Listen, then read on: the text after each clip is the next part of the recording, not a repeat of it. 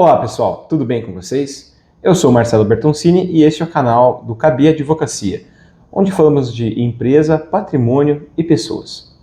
No vídeo de hoje vamos falar um pouco sobre os riscos existentes na ação de revisão do FGTS, aquela tese que está para ser julgada pelo Supremo Tribunal Federal em 20 de abril de 2023. Vamos lá?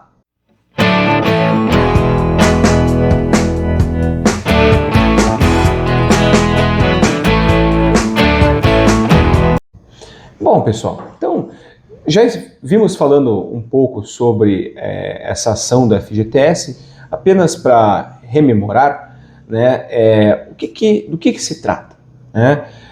O FGTS é aquela, entre aspas, poupança que todo empregado brasileiro, pessoa com a carteira assinada, tem, né, um dinheiro que é depositado pelo empregador, em torno de 8% sobre o valor bruto do salário, e esse dinheiro ele vai para uma conta, né, que fica lá, na qual o empregado pode acessar somente em algumas condições específicas, né? A demissão sem justa causa, ou aposentadoria, enfim, ou questões e projetos do governo específicos que permitam a liberação desses recursos que estão naquela conta, né? Financiamento de casa própria, saque aniversário e assim por diante. Essa conta, para quem trabalhou de 1999 a 2013, ela foi atualizada por um índice, a TR, que é um índice que em nada atualizava a conta, para falar bem da verdade. Em decorrência disso, se ajuizaram várias ações na Justiça discutindo esse índice como índice de correção das contas do FGTS.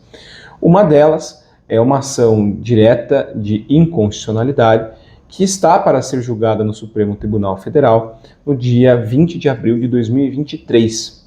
Nessa ação se discute justamente isso, a inaplicabilidade, né, seria no caso a inconstitucionalidade da aplicação da TR na atualização das contas do FGTS, e aí também para se discutir qual índice será efetivamente aplicado. Mas o que acontece? Né? Quem trabalhou de 99 a 2013, esse valor ele é pago mensalmente pelo empregador, ele vai caindo na conta de pouco em pouco. E aí, ali, depois de muito tempo, tem contas aí com bastante dinheiro aplicado. E aí, quando tem aposentadoria ou ocorre a demissão sem justa causa, esse dinheiro pode ser sacado ali pelo empregado, utilizado para fins de sua subsistência, né?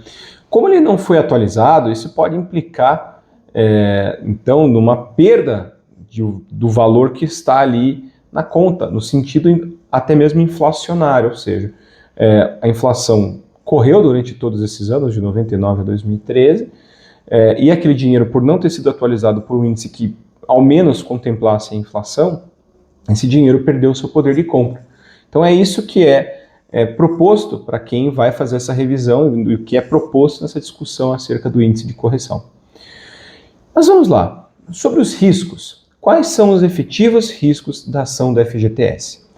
Vejam só, o primeiro risco é um risco bastante visível, que é da possibilidade do Supremo Tribunal Federal entender que a TR é sim aplicável naquele caso, naquele período de tempo. Se isso acontecer, as ações que foram propostas serão julgadas improcedentes e, portanto, as contas não serão atualizadas. Então essa é uma percepção bastante simplória da situação.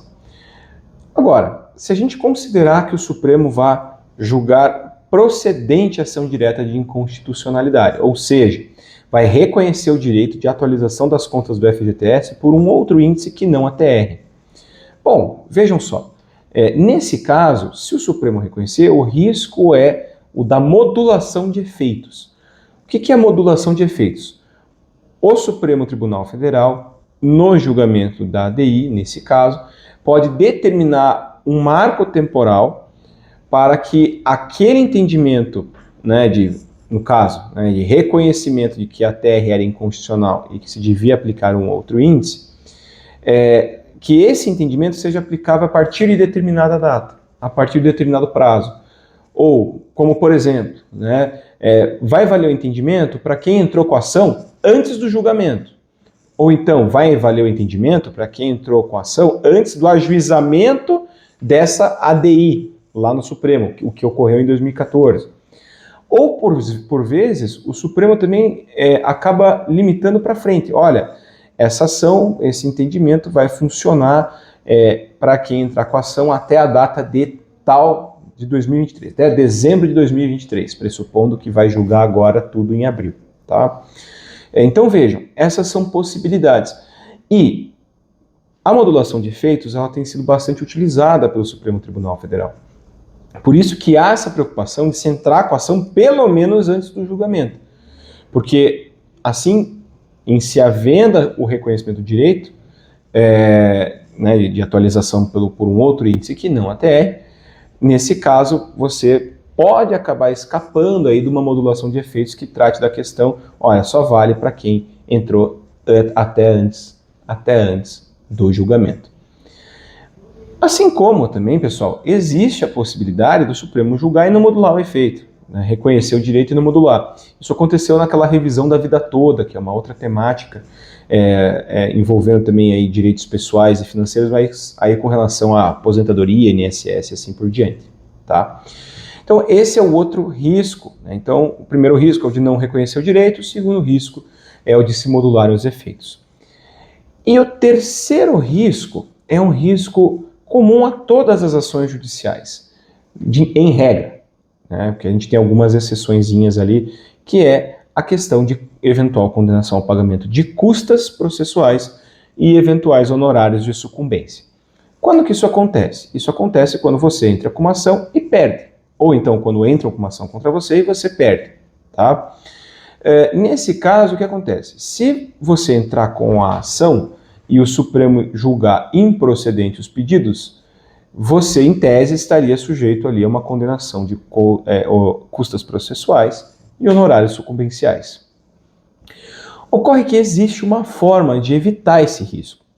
Vejam só, pessoal, ainda que o período seja, né, de reajuste ali da conta do FGTS seja consideravelmente grande, de 99 a 2013, acaba que, na grande maioria dos casos, né, na grande maioria dos brasileiros, se a gente for considerar inclusive as classificações e faixas de renda que o próprio IBGE utiliza, esse valor da atualização dá algo em torno de 40 mil reais, 50 mil reais, às vezes até 10 mil reais, né?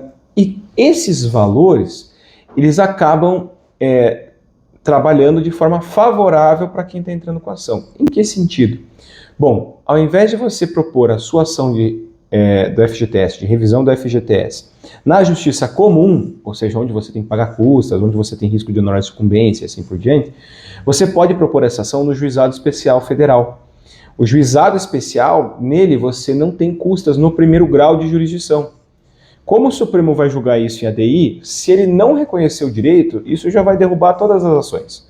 Os juízes que estão com a ação lá na mão, com a sua ação na mão, já vão julgar improcedente e vai resolver. Como o Supremo decidiu lá em cima, não vale a pena nem recorrer, pessoal. Tá? Então, o caso é esse. Você entrando no juizado, se perder, você não vai ter a condenação em custas e honorários de sucumbência. E para entrar no juizado, essa ação ela cabe no juizado, isso é uma primeira questão importante. E segundo, para entrar no juizado, você tem ali um teto de valor, que é o teto de 60 salários mínimos. Né? Se o valor da sua ação estiver dentro dessa baliza, tá tudo certo. Mas e agora? E se não tiver? E se por um acaso o valor que eu tenho a receber de FGTS, de correção, seja superior a de 60 salários mínimos? Bom, aí vai caber a você escolher. Nesse caso, se você quiser receber o acima de 60 salários mínimos, você vai ter que entrar na justiça comum. E aí é por sua conta e risco a questão de eventual condenação em custas processuais e pagamentos de honorário de sucumbência. No entanto, há uma outra possibilidade. Você, mesmo tendo um valor acima de 60 salários mínimos, entrar com a ação no juizado especial e renunciar ao valor excedente ao teto do juizado. Ou seja, tudo aquilo que tiver acima do valor do que o juizado permite, do que é permitido, aliás, no juizado, você está renunciando, você não vai querer receber aquele valor. Essa também é uma possibilidade. Então vejam, ação do FGTS. Os principais riscos são o não reconhecimento do direito, o reconhecimento do direito, mas com modulação de efeitos, E, no caso do não reconhecimento do direito, a eventual condenação em custas e honorários de sucumbência. Veja, para a primeira situação, se o Supremo não reconhecer o direito, infelizmente não haveria alguma solução jurídica possível para se conseguir esse reajuste na conta do FGTS que se entende devido. No que diz respeito ao caso da modulação de efeitos, a solução é procurar entrar o quanto antes com a ação, antes do julgamento marcado para 20 de abril de 2023. Há a possibilidade do Supremo adiar isso? Há. Isso já aconteceu outras vezes, mas para isso a gente tem que esperar uma data próxima do julgamento ou então a data do julgamento. E no último caso, em que há a possibilidade de condenação de custas e honorários de sucumbência, você consegue evitar esse risco entrando no juizado especial. Então, pessoal, essas são as possibilidades. Aqui no escritório, no Cabia Advocacia, a gente sempre avalia com o cliente, fazendo o cálculo, etc., de quanto ele tem para atualizar da conta, a gente sempre avalia o risco que ele vai ter, inclusive com relação ao valor e assim por diante, optando por ajuizar a ação na melhor classe possível, né? E nesse sentido, então, a gente agradece mais uma vez a participação de vocês no canal, curtindo os vídeos, ativando o sininho, nos seguindo, participando das nossas redes sociais, apresentando dúvidas, sugestões e críticas. A gente agradece muito a sua participação. E com isso, a gente encerra o vídeo de hoje, pessoal. Muito obrigado e até a próxima.